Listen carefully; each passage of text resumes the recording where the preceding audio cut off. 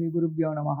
ఇక ఆగస్టు మాసంలో కనుక మనము కన్యా రాశి వారికి మనం కనుక చూసుకున్నట్టయితే, ఈ కన్యా రాశి వారికి ఈ ఆగస్టు మాసంలో స్థానచలనము అంటే బదిలీలు కావడము, ఉద్యోగంలో బదిలీలు కావడము, లేదా ఇల్లు మార్చుకోవడము, ఇలాంటి స్థానచలనాలు కలగడానికి ఆస్కారం ఏర్పడుతుంది.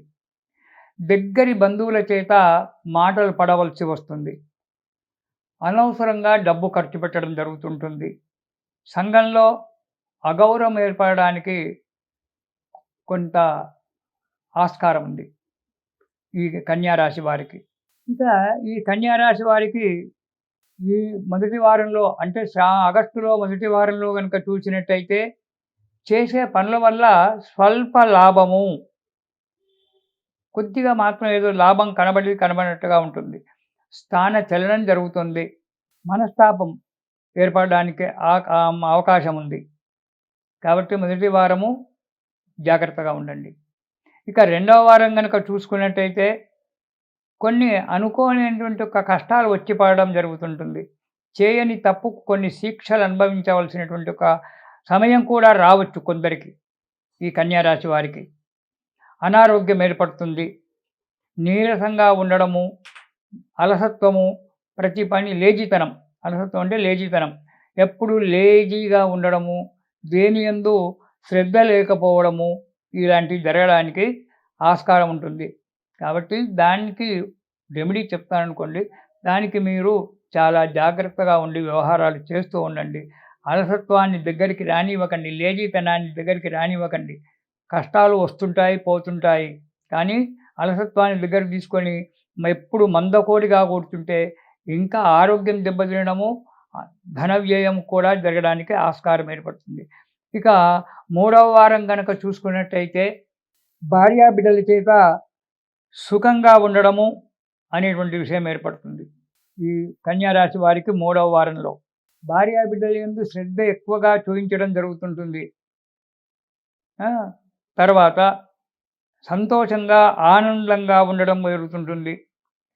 నూతన గృహానికి, కొత్త ఇల్లు కట్టుకోవడానికి ప్లాను సిద్ధం చేయడం జరుగుతుంది. గృహ నిర్మాణ యోగానికి అంకురార్పణ చేసుకోవడం అనేటువంటి జరుగుతుంది.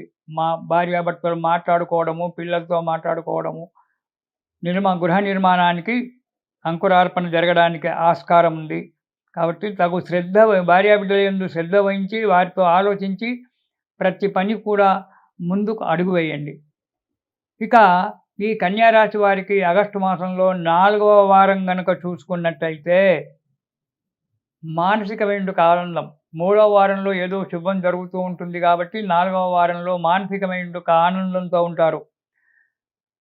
అప్పుడే ప్లాట్ కొనడము, ఉన్నటువంటి ఒక ప్లాట్లో ఇల్లు కట్టుకోవడము, మంచి రోజులు ఉన్నాయి, శుభముహూర్తాలు ఉన్నాయి కాబట్టి శంకుస్థాపనాది కార్యక్రమాలు చేసుకోవడము, ఏదో గృహ నిర్మాణానికి తగినటువంటి ఒక కార్యక్రమానికి అడుగు ముందు వేయడానికి వీరికి ఛాన్స్ ఉంది. కాబట్టి అడుగు ముందుకు వేయండి. అనేకమైన ఒక విషయాల్లో తాను నమ్ముకున్నటువంటి తన జీవితానికి ఆధారమైనటువంటి ఒక కొన్ని విషయాలలో అడుగు ముందుకు పడడానికి ఆస్కారం ఉంది ఈ కన్యా రాశి వారికి. కాబట్టి కన్యా రాశి వారు ఏదో కష్టాలు వస్తుంటాయి, పోతుంటాయి. ఎప్పుడు సుఖంగానే ఉండాలంటే ఉండం. ఎందుకంటే శీతోష్ణ సుఖ దుఃఖౌచ తదా మానవమానయోహ అంటాడు భగవంతుడు. అన్నిటికీ ఓర్చుకొని కాలం గడపడమే మానవ జీవితం. సుఖం వచ్చినప్పుడు ఎగిరి గంతేయడము, దుఃఖం వచ్చినప్పుడు ఏడ్చుకుంటూ కూర్చోవడం కాదు. సుఖానికి, దుఃఖానికి రెండింటికి కూడా అనుకూలంగా వర్తించడమే మానవుని యొక్క జీవితం అనేటువంటిది ఏర్పడుతూ ఉంటుంది. కాబట్టి ఏదైనా కష్టాలు వస్తాయేమో, వాటి గురించి బాధపడకూడదు. కష్టాలు రాకుండా జీవితం ఎలా ఉంటుంది? ఎప్పుడు తీపిగానే, ఎప్పుడు తీపే తింటూ ఉంటే కారం యొక్క రుచి ఎప్పుడు తెలవాలి మనకు? అందుగురించి భగవంతుడు ఎప్పుడు తీయగా తినకుండా ఉండుకోకరా, అప్పుడప్పుడు కష్టాలు పడు, ఉప్పు పులుపు కాలినప్పుడే తీపి యొక్క రుచి తెలుస్తుంది. ఉప్పు పులుపు కారం ఎక్కువగా తిన్నప్పుడు తీపి యొక్క రుచి తెలవాలంటే మళ్ళీ తీపి తినాలి అప్పుడప్పుడు. అలా సుఖ దుఃఖాలకు అలవాటు పడుతూ ఉన్నటువంటి వారికి ఈ కన్యా రాశి వారికి పెద్దగా ప్రాబ్లం ఏమీ ఉండదు. కాబట్టి వీరు అనేక విధాలుగా బాధపడుకుంటూ కూర్చోకుండా ప్రతిరోజు మీకు ఉదయము, సాయంకాలం కానీ, ఎప్పుడే కానీ లలితా సహస్రనామ పారాయణం చేయండి.